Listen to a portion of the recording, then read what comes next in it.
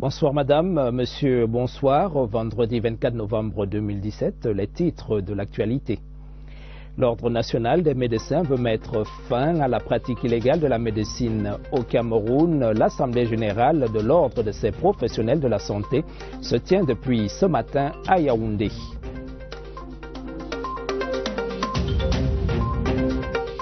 Festi Bikoutsi, 23 ans déjà, le ministre des Arts et de la Culture salue la longévité de ce rendez-vous des rythmes de la forêt. C'était à l'ouverture à Yaoundé ce jeudi. Le judo mondial se donne rendez-vous à Yaoundé. 13 pays s'affrontent dès demain au Palais des Sports dans un tournoi Open. Voilà pour les titres. Bienvenue au 20h30. L'assurance maladie et l'exercice légal de la médecine, ausculté par les professionnels de la santé, l'Assemblée générale de l'Ordre des médecins du Cameroun se tient depuis ce matin à Yaoundé. Les travaux ouverts par le ministre de la Santé publique vont permettre aussi aux jeunes médecins de la QV 2017 d'assimiler la notion de médecine imposée. Agnès Solange-Bessolo. La relève arrive chaque année sans trêve à la prospérité des anciens qui ont une obligation d'encadrement. Et rien de tel qu'une leçon inaugurale pour rappeler à cette jeune cuvée le sens de la médecine imposée par Hippocrate à travers son serment. Un serment qui se résume en 4 points essentiels. Écouter le malade, aller à la recherche des symptômes, poser le diagnostic et appliquer le meilleur traitement. Un engagement solennel que le médecin ne respecte pas toujours dans son entièreté. Pour 6 000 médecins qui pratiquent dans le pays, le 10e, c'est 10% pour les spécialistes. Mais il en faudrait beaucoup plus, vous pensez bien, pour diminuer la mortalité maternelle et infantile, pour assurer de bonnes opérations chirurgicales. Il demanderait un plus grand nombre de spécialistes. L'Ordre national des médecins planche aussi et surtout sur le dispositif chargé d'assurer un individu face à des risques financiers. La couverture sanitaire universelle, pouvoir soigner les malades sans leur demander de l'argent. C'est merveilleux. Le deuxième thème, c'est l'exercice illégal de la médecine. Toutes ces officines de la mort, j'allais dire, qui se créent illégalement dans notre pays. Eh bien, le ministère de la Santé a décidé de fermer toutes ces officines et nous les accompagnons. Le nettoyage des écuries d'Ogias est donc effectif dans ce secteur. Reste aux hommes de science de ne pas péricliter. La couverture santé universelle au Cameroun est en projet à l'occasion de l'Assemblée générale des médecins. La rédaction TV interroge où en est-on avec le processus, quel est le point de vue des professionnels de la santé. L'enquête est menée par Lucie Colette Avoulou. Depuis bientôt 1 an, le gouvernement conduit à travers le ministère de la Santé publique des réflexions progressives pour la mise sur pied de la couverture santé universelle. La couverture santé universelle va au-delà de l'assurance maladie. Au jour d'aujourd'hui, nous disons que nous connaissons maintenant l'architecture de notre couverture santé universelle. Nous connaissons le panier de base qui va servir au départ, le panier de base des soins et des services. Quand j'entends service, j'entends par vaccination, promotion de la santé et autres, les protocoles de soins, de même que l'approche d'accréditation des formations sanitaires. Nous sommes arrivés à la phase du costing global de ce que ça pourrait coûter en une année. Qu'est-ce que les Camerounais peuvent payer? Qu'est-ce que l'État devrait payer? Une aubaine pour ces professionnels de santé. Vous pouvez vous rendre compte qu'en tant que médecin, il peut y avoir un peu de frustration d'être devant un malade qu'on a eu à consulter. On a posé le diagnostic. Nous avons la capacité de résoudre ces problèmes sur le plan médical, mais la personne n'a pas les moyens de se soigner. La couverture santé universelle a ça de bien que toute personne qui bénéficie de la couverture santé universelle a les mêmes soins, quel que soit le type de pathologie qu'ils ont. Que ce soit le directeur général de société, ou le ministre ou le planton, il aura la même qualité de soins pour le même coût.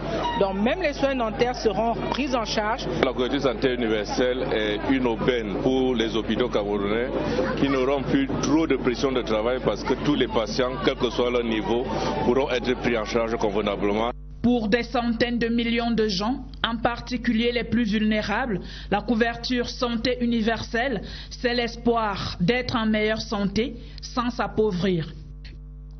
Ne laissez personne pour compte, mais violences faites aux femmes et aux filles. C'est le thème d'une campagne de sensibilisation de 16 jours contre les violences faites à nos filles, nos sœurs et nos mères. Le ministre de la Promotion de la Femme et de la Famille, le professeur Marie-Thérèse Abena Ondoa, a donné le coup d'envoi de la 11e édition ce jour à Yaoundé. Le reportage de Florence Ngwangele. Les violences faites aux femmes et aux filles continuent d'être perpétrées tous les jours sous toutes leurs formes. Les pouvoirs publics appellent à la mobilisation générale afin que la violence soit bannie aussi bien dans la sphère familiale que dans les relations entre individus, sur les lieux de travail et les milieux politiques où les principales victimes sont toujours les femmes.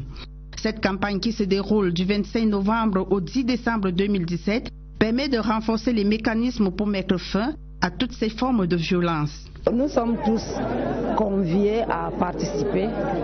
Il y a déjà l'identification du problème, la prévention et surtout l'éducation, la sensibilisation pour limiter les dégâts de ces phénomènes parce que les violences sont faites aux femmes, elles sont aussi faites aux petites filles.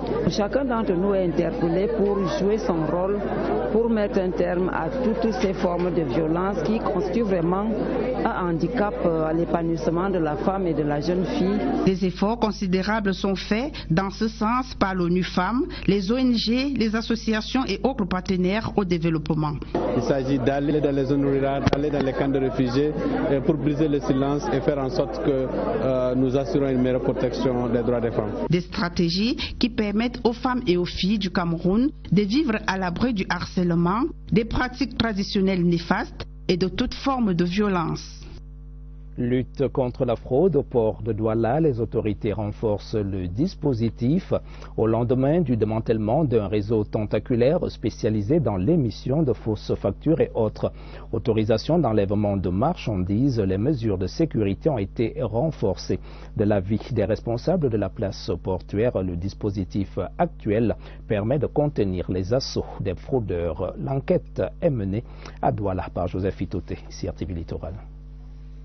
Émission de faux documents et sceaux de la République, fausses déclarations, fragmentation des connaissements, sortie des conteneurs en série après paiement des taxes d'un seul entre autres, les auteurs de ces actes constitutifs de délit au port autonome de Douala débordent d'imagination. D'habitude, on fait un taux de facture de l'ordre de 400 à 500 factures par jour. On s'est rendu compte qu'on arrivait à 200 à 300 factures par jour. Or, les bateaux étaient à quai. Ils ont d'ailleurs étendu leurs tentacules à toutes les entreprises installées sur la place portuaire. Notre objectif est d'améliorer notre performance et les résultats portuaires. Donc vous ne pouvez pas le faire sans lutter contre la fraude. Les complices se recrutent parmi les aconis, les transitaires, les enleveurs et les déclarants en douane. En remontant la filière, il a été établi que les secrétariats bureautiques installés autour du port autonome de Douala, derrière la poste centrale et au lieu-dit Messa Presse, sont de véritables laboratoires de fabrication de faux documents et d'imitation des signatures. Les mesures principales de sécurité qui ont été prises concernent la sécurisation des actes qui a démarré bien avant qu'il y ait ces problèmes-là et qui va se continuer en se renforçant tout simplement. Le cachet du PAD va faire l'objet d'un renforcement de la protection. En l'espace de 5 mois, et selon la première évaluation, la place portuaire de Douala a perdu plus de 200 millions de francs CFA empochés par des particuliers. La sécurité se veut dynamique, la fraude aussi. Au port autonome de Douala, on en est pleinement conscient. Rien ne sera plus comme avant. Avis aux fraudeurs. Les chefs des juridictions du Fundi sont en poste. Il s'agit de Jean-Paul Ngimout comme président du tribunal de grande instance et de Luc Ndindi comme procureur près le dit tribunal. Également installé dans ses fonctions ce jour, Théophile Timba, le président du tribunal de première instance du centre administratif. C'était au cours d'une audience solennelle présidée par la présidente de la cour d'appel du centre. Son et couleur de cette cérémonie, un reportage de François Bakary, CRTV Centre.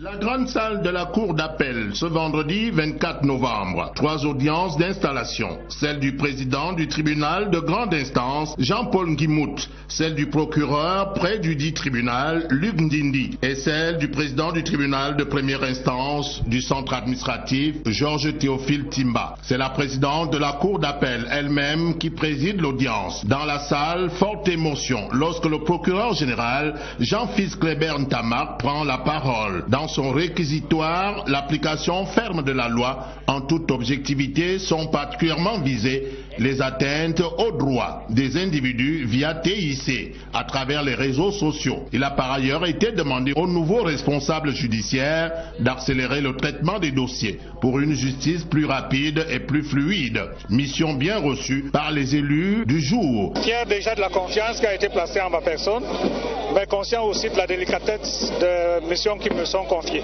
Il faut une certaine dose déjà de maîtrise du droit et d'expression managériale. Parmi les dossiers auxquels il faudra désormais s'attaquer, il y a les peines privatives de liberté injustifiées. J'ai notamment remarqué que la police judiciaire respecte très peu les règles en matière de garde à vue. On arrête tout le monde, n'importe quand, n'importe comment.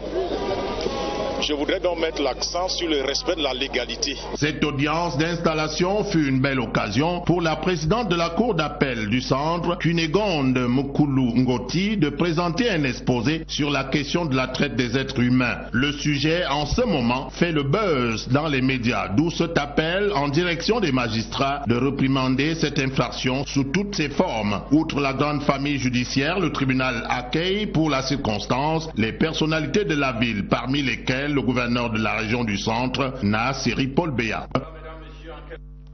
Garantir aux populations un service continu et de qualité en eau et énergie apporte une contribution à l'évaluation de la feuille de route 2017 en cours. Les recommandations sont du ministre de l'eau et de l'énergie, Basila Tangana Kuna, procédé à l'installation des responsables nommés de son département ministériel. C'était ce jour à Yaoundé, Elvire Ninangalim.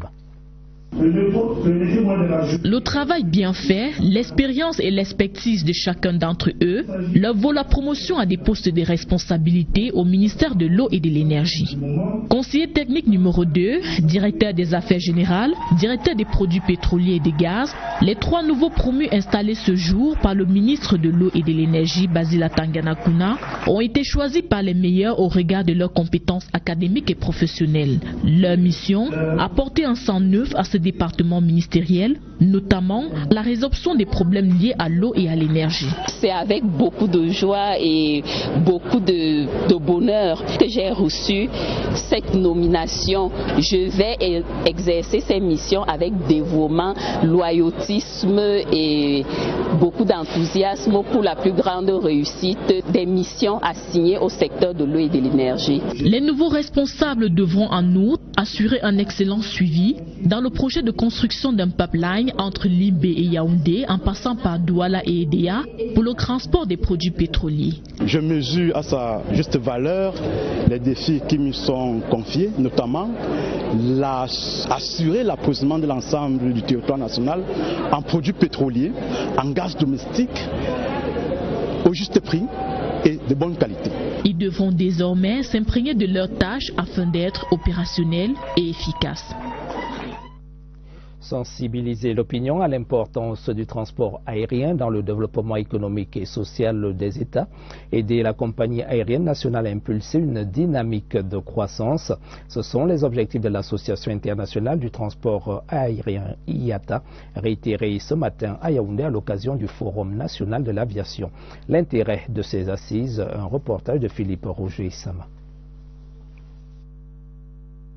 International du transport aérien confirme depuis plusieurs années sa notoriété dans la création des richesses à travers son réseau de 275 compagnies aériennes. L'IATA contrôle en effet 83% du trafic aérien mondial avec 62 millions d'emplois, dont près de 7 millions en Afrique. L'IATAD Cameroun répond à la vision de cette association internationale d'organiser un forum spécifique pour chaque pays membre dans le but de lui permettre de réfléchir sur son aviation. Nous avons observé cette année des progrès significatifs. Parlant de la compagnie nationale, notre souhait est de voir les choses s'améliorer davantage.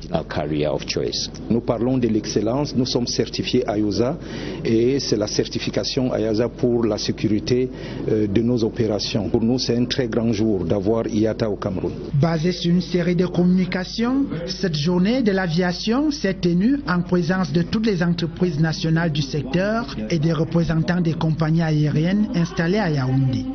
L'IATA a fait savoir sa disposition à accompagner Camerco dans sa dynamique de croissance. Une initiative dont s'est réjoui Mefiro Oumarou, ministre délégué au transport, en présidant la cérémonie d'ouverture de ce forum. Une question dans la suite de ce journal. Quel bilan peut-on faire de la loi du 26 décembre 2007 portant régime financier de l'État 10 ans après? La question était ce jour au centre d'une conférence débat organisée à l'École nationale d'administration et de magistrature à l'occasion des activités marquant le 15e anniversaire de l'association des anciens élèves de l'ENA de France. William Badier, reportage. Une conférence débat en guise de bilan. C'est le choix stratégique des anciens élèves de l'ENA de France pour communier avec leurs homologues de l'École nationale d'administration et de magistrature dans cette série d'activités marquant leur 15e anniversaire au Cameroun. Au cours des échanges nourris entre le panel et les participants, cette loi du 26 décembre 2007 portant régime financier de l'État a connu une analyse sans complaisance. Elle a amélioré la résilience d'ensemble de l'économie, elle a amélioré notre système de gestion des finances publiques, elle a renforcé les pouvoirs du Parlement, elle a renforcé les obligations de l'exécutif vis-à-vis du Parlement en matière d'information. Elle a également renforcé la matière de contrôle de la Cour des comptes. Des restrictions et recommandations ont également été faites. L'administration camerounaise, dans la plupart, pour ce qui est de ses agents, reste hostile au contrôle, d'où la nécessité aujourd'hui de sensibiliser les agents de l'administration pour qu'ils puissent assujettir à ce contrôle. À la fin de cette conférence débat, l'association des anciens élèves de l'ENA de France a enrichi la bibliothèque de l'ENAM de 200 livres. Le processus d'intégration des économies des pays d'Afrique centrale fait l'objet depuis ce matin à Yaoundé d'une rencontre d'experts de la CEMAC et de la CEEAC. C'est dans le cadre des 4e assises du comité de rationalisation des communautés économiques régionales en Afrique centrale. L'objectif de ces travaux, qui vont durer 3 jours, est d'harmoniser les instruments de politique économique de la sous-région Afrique centrale. Philippe Roger Sama nous précise les enjeux de cette rencontre. Le taux d'échanges commerciaux dans les zones CEMAC et CEEAC est encore très faible. Et pour cause, il existe de nombreux obstacles à l'opérationnalisation d'une véritable zone de libre-échange dans l'espace géographique Afrique centrale. Le chantier des experts réunis dans le cadre de ce 4e comité de pilotage est immense. Ils doivent notamment travailler à impulser l'harmonisation des cadres institutionnels et l'intégration monétaire. Nous avons 6 monnaies dans l'espace Afrique centrale et ces 6 monnaies ne sont pas convertibles. Avec le cadre institutionnel également, parce que l'espace, nous comptons 3 communautés économiques et régionales pour une 40aine d'institutions. La CEMAC a une 20aine d'institutions, la CEEAC a une 10aine, la CPGL a 5. Il est donc question de rationaliser tout ça.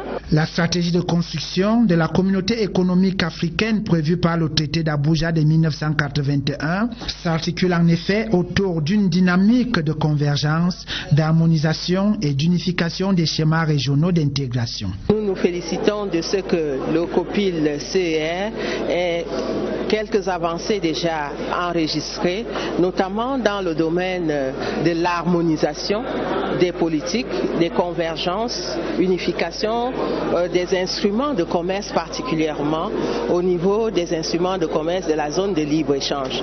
En ouvrant les assises des experts, Jean Thiofo, secrétaire général du ministère de l'économie, les a engagés à s'investir à fond pour donner aux communautés économiques sous-régionales les nouveaux instruments dont elles ont besoin pour atteindre les objectifs d'intégration fixés. Cacao-culture et caféiculture, le Nord-Ouest veut renouer avec sa production des années fastes. Un peu plus de 2000 cacao-culteurs et caféiculteurs viennent d'être initiés à Bamenda aux techniques de production quantitative et qualitative. Un objectif, une production de 2000 tonnes par an. Le compte rendu de Armand Ambassa, CRTV Nord-Ouest. Le lancement de cette session de formation était visiblement attendu par ces 2100 planteurs de la région du Nord-Ouest. Tous ambitionnent et d'ici 2 ans améliorer leur productivité. On va former les planteurs dans tout le chaîne de valeur de café. Maintenant, en 2017, nous sommes à 800 tonnes. D'ici 2 ans, nous estimons au moins 1500 tonnes à 2000 tonnes. Au cours des différentes prises de parole, les acteurs des 2 filières se sont engagés à respecter les normes pendant la première phase qui va durer 3 mois. Cette formation est très importante parce que ça va améliorer la qualité du café et la quantité aussi. C'est notre pétrole ici. En exprimant leur gratitude au Minader pour cette initiative, les cacaoculteurs et caféculteurs ont souhaité que les pouvoirs publics combattent avec la dernière énergie le phénomène de coxage. On va prendre des mesures dès le mois de janvier pour que des gens qui viennent acheter le café sans suivre les procédures normales soit stoppé net. Connu pour son miel blanc, Oku fait également l'unanimité pour son café, dégusté ici par ces personnalités qui ont effectué le déplacement de la localité qui fait partie des grands bassins de production dans la région du Nord-Ouest. En page culture de ce journal, le Festi Bikutsi 2019. Les premières notes résonnent depuis jeudi au Festival des musiques et danses Bontou. Narcisse Mwele Kombi, le ministre des Arts et de la Culture, en ouverture de cette 19e édition, a loué la longévité de cette initiative vieille, maintenant de 23 ans. Le Festi Bikutsi qui honore cette année 2 anciens, Aloha Javis et Betty Joseph. Serge Atandabiso était au Festi Bikutsi. Reportage. Les servitudes d'un homme, membre du gouvernement, recèlent parfois quelques plaisirs cachés. Le professeur Narcisse Mwele Kombi est tombé en arrêt, ses hôtes avec, sur ce bout de poème de ses œuvres, déclamé par les slameurs du 237. Ces vers alignés sur le pas de la cuisine de grand-mère que les ministres venaient de visiter, c'est la friandise coutumière réservée à l'hôte principal du Festi Bikutsi, le ministre des Arts et de la Culture. On a commencé la nuit de jeudi par une visite guidée. La forêt Fambeti a parlé, le coin de feu de Mémé, les claies et les maïs suspendus, le coin Songo et les fruits offerts aux passants éreintés. Une mise en bouche parfaite, avant que ne tonne le son. Quand j'ai l'occasion d'assister à un concert de musique camerounaise, je ne rate jamais. Donc là, je suis ébloui. 133 ans à ces deux réunis. Ils sont inséparables dans les rues de Nkondongo Kondengimvongbi. Le festival ne pouvait casser le duo. Ils sont les mascottes de cette 19e édition, avec les honneurs et la considération due. Le protocolaire, c'est bien, mais c'est la musique qu'ils sont venus entendre.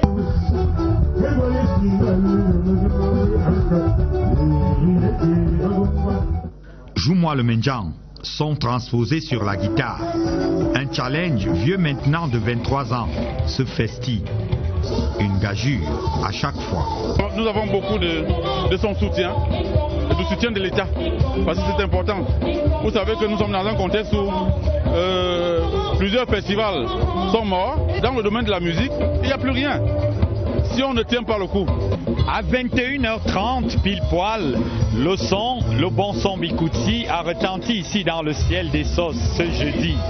Quand Eneo, des grosses pointures, les vieux à l'honneur ont lancé la toute première affiche et jusqu'à samedi, d'autres grosses pointures pourront venir ici démontrer leur talent dans ce qui apparaît et qui caresse encore le rêve d'être le Woodstock du Bikutsi à Yaoundé, au Cameroun.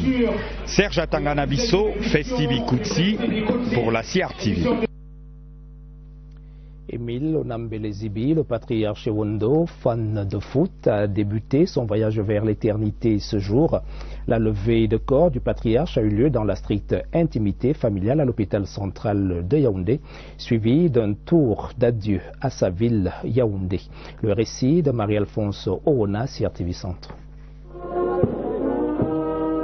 C'est sur un air affligé, le pas lent, que le cortège transportant le corps du patriarche Betty a parcouru les quelques kilomètres séparant l'hôpital central au lieu dit Mbolié à travers une marche funèbre. Homme charismatique, grande gueule, le Zonglo d'Umfundi a été confié à Dieu au cours d'une messe en action de grâce célébrée par Monseigneur Christophe Zoa en la basilique Marie-Reine des Apôtres en présence de plusieurs personnalités, familles, amis et connaissances. Patriarche chrétien, laïc engagé, l'homélie tirée de l'évangile de Jésus-Christ selon Saint Jean, versets 5, 24, 29, parle du sortir de soi-même, un bilan pour tout croyant, rien à voir avec le superficiel. Le cortège funèbre a fait un tour de la ville pour un hommage mérité à un patriarche Betty qui n'avait pas sa langue dans sa poche et que la mort a arraché à 73 ans, preuve que face à cette tueuse silencieuse, l'homme ne peut rien. Le transfert de la dépouille au village Fébé, la terre de ses ancêtres qu'il a vu naître et où il a vécu jusqu'à son décès, a laissé place à la tristesse et à la consternation perçue sur le visage de tous ceux qui l'ont aimé, les Mvortsumbala. Ce samedi 25 novembre auront lieu les cérémonies traditionnelles Nsiliaou, Esok et Sani Ndongaou qui font partie des rites du peuple Ekan et dont seuls les patriarches de la stature d'Émile Onambelezibi y ont droit, suivi de l'inhumation. La mort reste notre chemin à tous, repose en paix, patriarche. Les rendez-vous culturels de ce week-end qui annoncent ce soir à Douala, Bercy, Timé Foti, qui revisite l'album à succès Famla, l'actualité culturelle à Yaoundé. C'est le Festibikoutsi qui mettra la clé sous le paillasson. L'agenda culturel du week-end est signé Barbara Padjama. Après une semaine de show, le Festibikoutsi referme ses portes ce samedi 25 novembre au Club Eneo de Yaoundé. L'apothéose s'annonce en couleur et rythme bantou avec sur la scène une belle brochette des artistes les plus consommés. Le commandant vient de faire tuer 3 enfants. Ils avaient tenté de rejoindre leur maman. Kodo Sitoni, Majouaï, le classique Govinal, Tonton Ibogo, Richard Amougou et Miss Charlotte.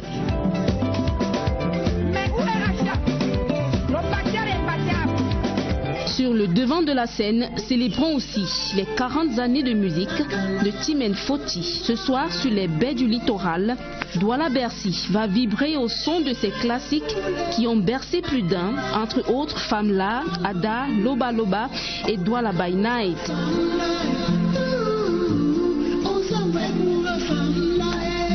Toujours sous les lampions de la cité économique avec le show des silhouettes.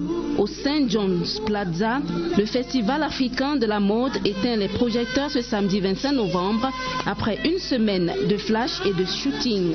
Cette 7e édition de la mode africaine a vu la participation des stylistes Gilles Touré, Sis Saint-Moïse et Yves Tinda. Je me nomme Minga. Le cinéma est aussi de ce week-end coloré avec l'avant-première du film d'animation camerounais Minga et la cuillère cassée. Ce sera ce samedi 25 novembre dès 14h et 19h à la salle Canal Olympia de Douala. Bon week-end. L'actualité à l'étranger ce soir, c'est l'Égypte où un attentat fait près de 250 morts. À cette occasion, le président de la République du Cameroun adresse à son Excellence Abdel Fattah al-Sisi, président de la République arabe d'Égypte au Caire. Monsieur adresse le message suivant. Monsieur le Président et chers frères, j'ai pris connaissance avec une réelle émotion du lourd bilan de victimes et de blessés de l'attentat perpétré dans une mosquée dans la péninsule du Sinaï. Je condamne avec fermeté cet acte lâche et barbare. Je tiens en cette tragique circonstance à vous adresser ainsi qu'aux familles endeuillées mes sincères condoléances. J'y associe mes souhaits de prompt rétablissement aux blessés. Veuillez agréer, Monsieur le Président et chers frères, des assurances renouvelées de ma très haute considération. C'est signé Paul Biya. La synthèse de l'actualité internationale, Séverin Alégambélé. Ce vendredi est un jour de peine et de douleur pour la communauté égyptienne. Selon les témoins, une bombe a explosé aux abords de la mosquée Al-Rawda, à la frontière avec Gaza, vers la fin de la grande prière.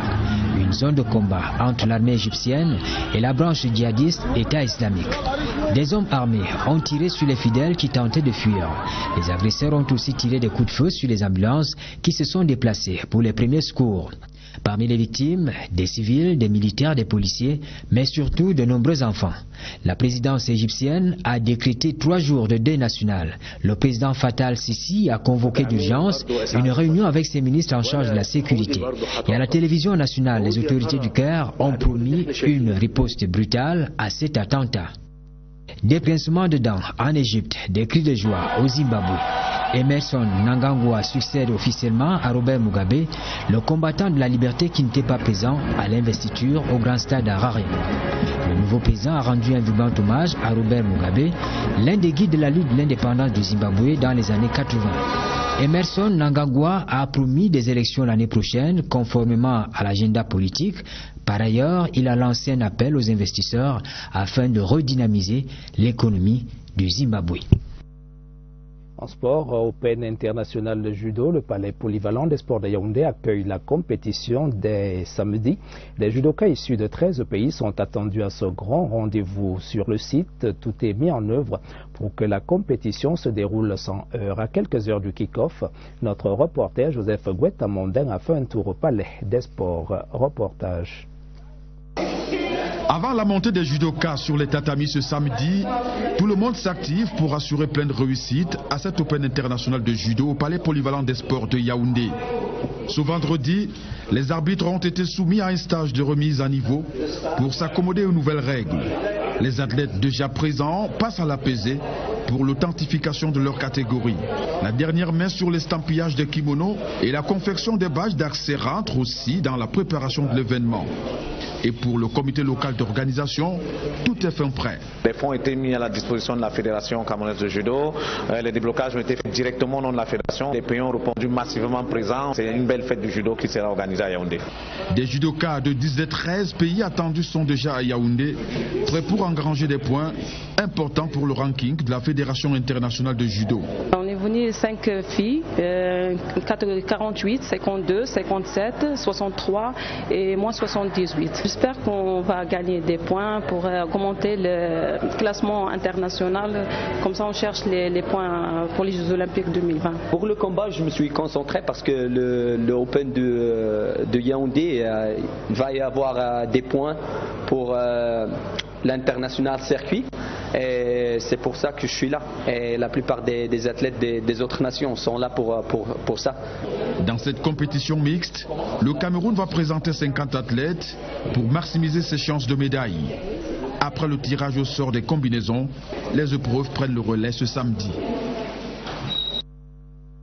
À retenir de ce journal qui se referme, l'Ordre national des médecins veut mettre fin à la pratique illégale de la médecine au Cameroun. L'Assemblée générale de l'Ordre de ces professionnels de la santé se tient depuis ce matin à Yaoundé.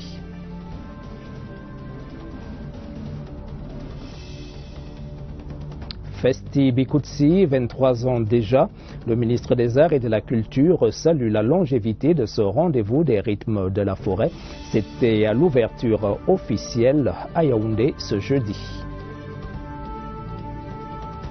Le judo mondial se donne rendez-vous à Yaoundé. 13 pays s'affrontent dès demain au Palais des Sports dans un tournoi Open. Mesdames, Messieurs, de votre attention, merci. Bonne soirée sur la CRTV.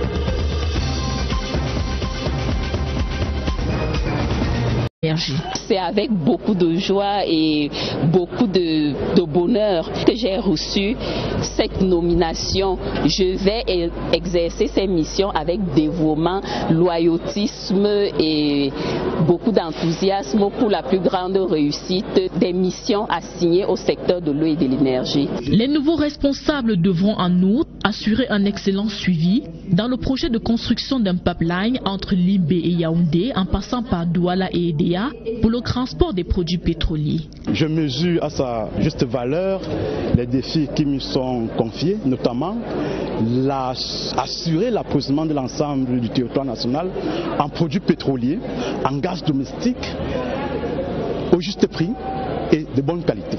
Ils devront désormais s'imprégner de leurs tâches afin d'être opérationnels et efficaces. Sensibiliser l'opinion à l'importance du transport aérien dans le développement économique et social des États, aider la compagnie aérienne nationale à impulser une dynamique de croissance. Ce sont les objectifs de l'Association internationale du transport aérien IATA, réitérés ce matin à Yaoundé à l'occasion du Forum national de l'aviation. L'intérêt de ces assises, un reportage de Philippe Roger-Issama. International du transport aérien confirme depuis plusieurs années sa notoriété dans la création des richesses à travers son réseau de 275 compagnies aériennes. L'IATA contrôle en effet 83% du trafic aérien mondial avec 62 millions d'emplois, dont près de 7 millions en Afrique. L'IATA-D Cameroun répond à la vision de cette association internationale d'organiser un forum spécifique pour chaque pays membre dans le but de lui permettre de réfléchir sur son aviation. Nous avons observé cette année des progrès significatifs. Parlant de la compagnie nationale, notre souhait est de voir les choses s'améliorer davantage. Nous parlons de l'excellence, nous sommes certifiés IOSA et c'est la certification IOSA pour la sécurité de nos opérations. Pour nous, c'est un très grand jour d'avoir IATA au Cameroun. Basée sur une série de communications, cette journée de l'aviation s'est tenue en présence de toutes les entreprises nationales du secteur et des représentants des compagnies aériennes installées à Yaoundé. L'IATA a fait savoir sa disposition à accompagner Camerco dans sa dynamique de croissance. Une initiative dont s'est réjoui Mefiro Oumarou, ministre délégué au transport, en présidant la cérémonie d'ouverture de ce forum. Une question dans la suite de ce journal. Quel bilan peut-on faire de la loi du 26 décembre 2007 portant régime financier de l'État 10 ans après? La question était ce jour au centre d'une conférence débat organisée à l'École nationale d'administration et de magistrature à l'occasion des activités marquant le 15e anniversaire de l'association des anciens élèves de l'ENA de France. William Badier, reportage. Une conférence débat en guise de bilan. C'est le choix stratégique des anciens élèves de l'ENA de France pour communier avec leurs homologues de l'École nationale d'administration et de magistrature dans cette série d'activités marquant leur 15e anniversaire au Cameroun. Au cours des échanges nourris entre le panel et les participants, cette loi du 26 décembre 2007 portant un régime financier de l'État a connu une analyse sans complaisance. Elle a amélioré la résilience d'ensemble de l'économie, elle a amélioré notre système de gestion des finances publiques, elle a renforcé les pouvoirs du Parlement, elle a renforcé les obligations de l'exécutif vis-à-vis du Parlement en matière d'information. Elle a également renforcé la matière de contrôle de la Cour des comptes. Des restrictions et recommandations ont également été faites.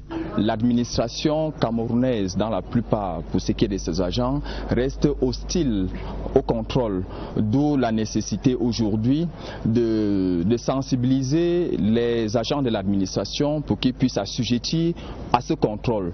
À la fin de cette conférence débat, l'association des anciens élèves de l'ENA de France a enrichi la de véritables laboratoires de fabrication de faux documents et d'imitation des signatures. Les mesures principales de sécurité qui ont été prises concernent la sécurisation des actes qui a démarré bien avant qu'il y ait ces problèmes-là et qui va se continuer en se renforçant tout simplement. Le cachet du PAD va faire l'objet d'un renforcement de la protection.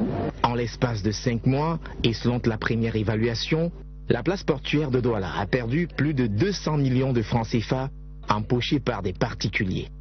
La sécurité se veut dynamique La fraude aussi. Au port autonome de Douala, on en est pleinement conscient. Rien ne sera plus comme avant. Avis aux fraudeurs. Les chefs des juridictions du Fundi sont en poste. Il s'agit de Jean-Paul Ngimout comme président du tribunal de grande instance et de Luc Ndindi comme procureur près le dit tribunal. Également installé dans ses fonctions ce jour, Théophile Timba, le président du tribunal de première instance du centre administratif. C'était au cours d'une audience solennelle présidée par la présidente de la cour d'appel du centre. Son et couleur de cette cérémonie, un reportage de François Bakary, CRTV Centre.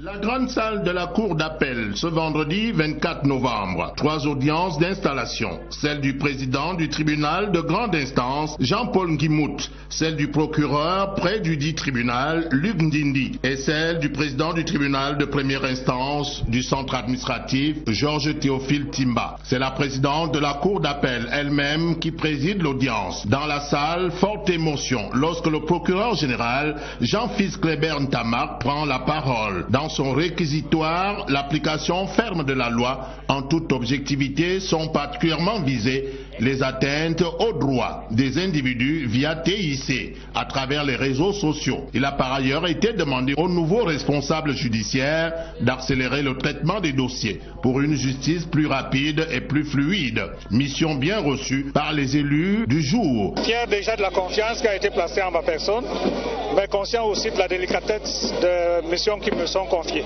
Il faut une certaine dose déjà de maîtrise du droit et d'expression managériale. Parmi les dossiers auxquels il faudra désormais s'attaquer, il y a les peines privatives de liberté injustifiées. J'ai notamment remarqué que la police judiciaire respecte très peu les règles en matière de garde à vue. On arrête tout le monde, n'importe quand, n'importe comment. Je voudrais donc mettre l'accent sur le respect de la légalité. Cette audience d'installation fut une belle occasion pour la présidente de la cour d'appel du centre, Cunégonde Mukulu Ngoti, de présenter un exposé sur la question de la traite des êtres humains. Le sujet, en ce moment, fait le buzz dans les médias, d'où cet appel en direction des magistrats de réprimander cette infraction sous toutes ses formes. Outre la grande famille judiciaire, le tribunal accueille pour la circonstance les personnalités de la ville, parmi lesquelles le gouverneur de la région du centre, Nassiri Paul Béa. Garantir aux populations un service continu et de qualité en eau et énergie apporte une contribution à l'évaluation de la feuille de route 2017 en cours. Les recommandations sont du ministre de l'eau et de l'énergie, Basila Tangana Kuna, procédé à l'installation des responsables nommés de son département ministériel. C'était ce jour à Yaoundé. Elvire Ninangalim. Le travail bien fait, l'expérience et l'expertise de chacun d'entre eux leur vaut la promotion à des postes de responsabilité au ministère de l'eau et de l'énergie. Conseiller technique numéro 2, directeur des affaires générales, directeur des produits pétroliers et des gaz, les 3 nouveaux promus installés ce jour par le ministre de l'eau et de l'énergie, Basila Tangana Kuna, ont été choisis par les meilleurs au regard de leurs compétences académiques et professionnelles. Leur mission, apporter un sang neuf à ce département ministériel, notamment la résolution des problèmes liés à l'eau et à l'énergie. On a posé le diagnostic. Nous avons la capacité de résoudre ces problèmes sur le plan médical, mais la personne n'a pas les moyens de se soigner. La couverture santé universelle a ça de bien que toute personne qui bénéficie de la couverture santé universelle a les mêmes soins, quel que soit le type de pathologie qu'ils ont. Que ce soit le directeur général de société, le ministre ou le planton, il aura la même qualité de soins pour le même coût. Donc même les soins dentaires seront pris en charge. La couverture santé universelle est une aubaine pour les hôpitaux camerounais qui n'auront plus trop de pression de travail parce que tous les patients, quel que soit leur niveau, pourront être pris en charge convenablement.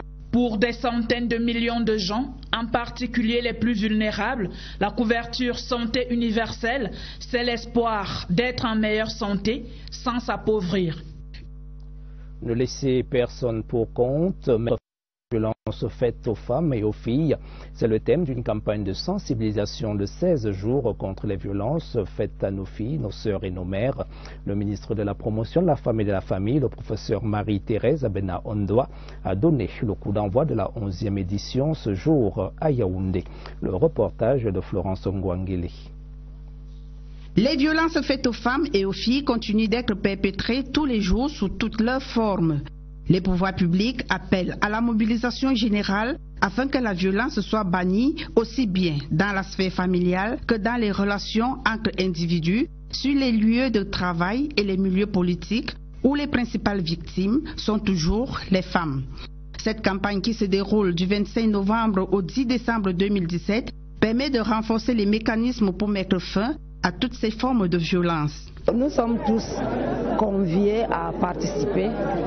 Il y a déjà l'identification du problème, la prévention et surtout l'éducation, la sensibilisation pour limiter les dégâts de ces phénomènes parce que les violences sont faites aux femmes, elles sont aussi faites aux petites filles. Chacun d'entre nous est interpellé pour jouer son rôle, pour mettre un terme à toutes ces formes de violence qui constituent vraiment un handicap à l'épanouissement de la femme et de la jeune fille. Des efforts considérables sont faits dans ce sens par l'ONU Femmes, les ONG, les associations et autres partenaires au développement. Il s'agit d'aller dans les zones rurales, d'aller dans les camps de réfugiés pour briser le silence et faire en sorte que nous assurons une meilleure protection des droits des femmes. Des stratégies qui permettent aux femmes et aux filles du Cameroun de vivre à l'abri du harcèlement, des pratiques traditionnelles néfastes et de toute forme de violence. Lutte contre la fraude au port de Douala, les autorités renforcent le dispositif au lendemain du démantèlement d'un réseau tentaculaire spécialisé dans l'émission de fausses factures et autres autorisations d'enlèvement de marchandises. Les mesures de sécurité ont été renforcées. De l'avis des responsables de la place portuaire, le dispositif actuel permet de contenir les assauts des fraudeurs. L'enquête est menée à Douala par Joseph Itoté, CRTV Littoral. Émission de faux documents et sceaux de la République, fausses déclarations, fragmentation des connaissements, sortie des conteneurs en série après paiement des taxes d'un seul, entre autres, les auteurs de ces actes constitutifs de délit au port autonome de Douala débordent d'imagination. D'habitude, on fait un taux de facture de l'ordre de 400 à 500 factures par jour. On s'est rendu compte qu'on arrivait à 200, 300 factures par jour. Or, les bateaux étaient à quai. Ils ont d'ailleurs étendu leurs tentacules à toutes les entreprises installées sur la place portuaire. Notre objectif est d'améliorer notre performance et les résultats portuaires. Donc vous ne pouvez pas le faire sans lutter contre la fraude. Les complices se recrutent parmi les inconnus, les transitaires, les enleveurs et les déclarants en douane. En remontant la filière, il a été établi que les secrétariats bureautiques installés autour du port autonome de Douala, derrière la poste centrale et au lieu-dit Messa Presse sont bibliothèque de l'ENAM de 200 livres. Le processus d'intégration des économies des pays d'Afrique centrale fait l'objet depuis ce matin à Yaoundé d'une rencontre d'experts de la CEMAC et de la CEEAC. C'est dans le cadre des 4e assises du comité de rationalisation des communautés économiques régionales en Afrique centrale. L'objectif de ces travaux, qui vont durer 3 jours, est d'harmoniser les instruments de politique économique de la sous-région Afrique centrale. Philippe Roger Sama nous précise les enjeux de cette rencontre. Le taux d'échanges commerciaux dans les zones CEMAC et CEEAC est encore très faible. Et pour cause, il existe de nombreux obstacles à l'opérationnalisation d'une véritable zone de libre-échange dans l'espace géographique Afrique centrale. Le chantier des experts réunis dans le cadre de ce 4e comité de pilotage est immense.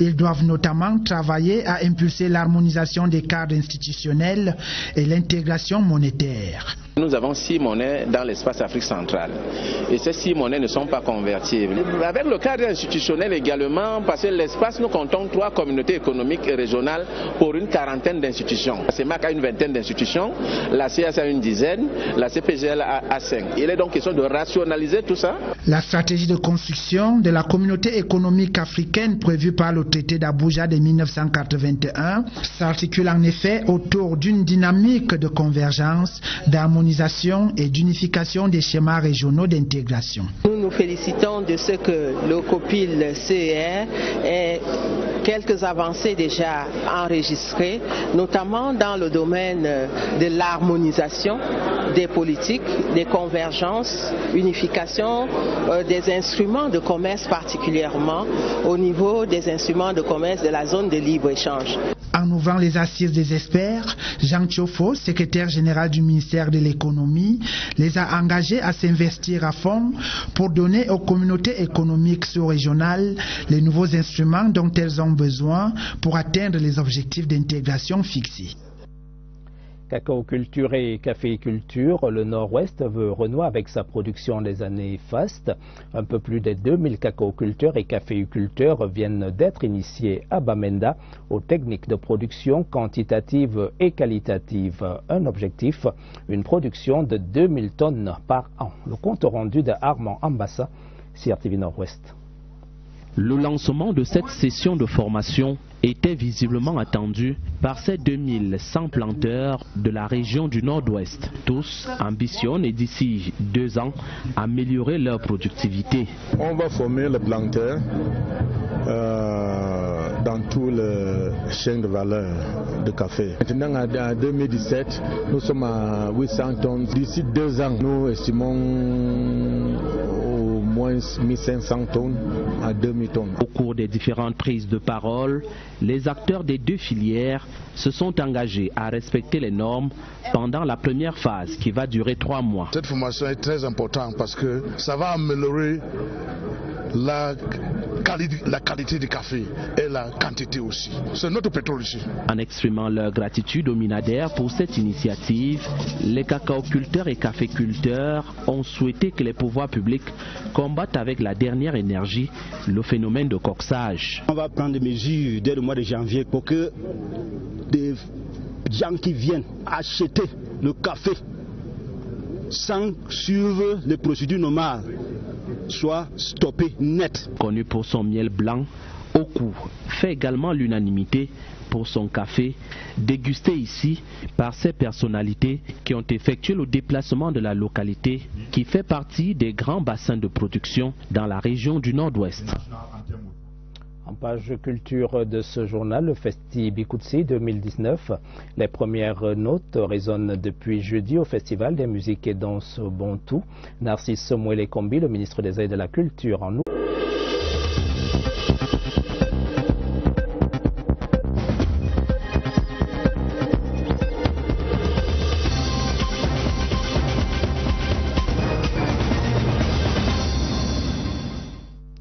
Bonsoir madame, monsieur, bonsoir. Vendredi 24 novembre 2017, les titres de l'actualité. L'Ordre national des médecins veut mettre fin à la pratique illégale de la médecine au Cameroun. L'Assemblée générale de l'Ordre de ces professionnels de la santé se tient depuis ce matin à Yaoundé.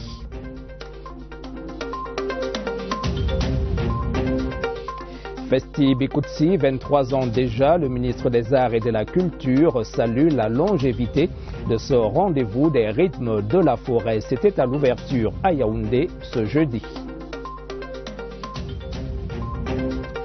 Le judo mondial se donne rendez-vous à Yaoundé. 13 pays s'affrontent dès demain au Palais des Sports dans un tournoi Open. Voilà pour les titres.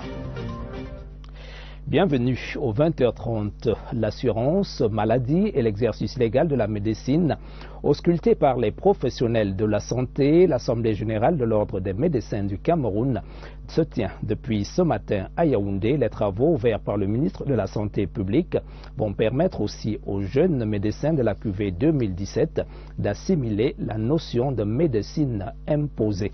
Agnès Solange-Bessolo. La relève arrive chaque année sans trêve à la prospérité des anciens qui ont une obligation d'encadrement. Et rien de tel qu'une leçon inaugurale pour rappeler à cette jeune cuvée le sens de la médecine imposée par Hippocrate à travers son serment. Un serment qui se résume en 4 points essentiels. Écouter le malade, aller à la recherche des symptômes, poser le diagnostic et appliquer le meilleur traitement. Un engagement solennel que le médecin ne respecte pas toujours dans son entièreté. Pour 6 000 médecins qui pratiquent dans le pays, le 10e, c'est 10% pour les spécialistes. Mais il en faudrait beaucoup plus, vous pensez bien, pour diminuer la mortalité maternelle et infantile, pour assurer de bonnes opérations chirurgicales. Il demanderait un plus grand nombre de spécialistes. L'Ordre national des médecins planche aussi et surtout sur le dispositif chargé d'assurer un individu face à des risques financiers. La couverture sanitaire universelle pourra soigner les malades sans leur demander de l'argent. C'est merveilleux. Le deuxième thème, c'est l'exercice illégal de la médecine. Toutes ces officines de la mort, j'allais dire, qui se créent illégalement dans notre pays. Eh bien, le ministère de la Santé a décidé de fermer toutes ces officines et nous les accompagnons. Le nettoyage des écuries d'Augias est donc effectif dans ce secteur. Reste aux hommes de science de ne pas péricliter. La couverture santé universelle au Cameroun est en projet à l'occasion de l'Assemblée générale des médecins. La rédaction TV interroge où en est-on avec le processus, quel est le point de vue des professionnels de la santé. L'enquête est menée par Lucie Colette Avoulou. Depuis bientôt 1 an, le gouvernement conduit à travers le ministère de la Santé publique des réflexions progressives pour la mise sur pied de la couverture santé universelle. La couverture santé universelle va au-delà de l'assurance maladie. Au jour d'aujourd'hui, nous disons que nous connaissons maintenant l'architecture de notre couverture santé universelle. Nous connaissons le panier de base qui va servir au départ, le panier de base des soins et des services. Quand j'entends service, j'entends par vaccination, promotion de la santé et autres, les protocoles de soins, de même que l'approche d'accréditation des formations sanitaires. Nous sommes arrivés à la phase du costing global de ce que ça pourrait coûter en une année. Qu'est-ce que les Camerounais peuvent payer? Qu'est-ce que l'État devrait payer? Une aubaine pour ces professionnels de santé. Vous pouvez vous rendre compte qu'en tant que médecin, il peut y avoir un peu de frustration d'être devant un malade qu'on a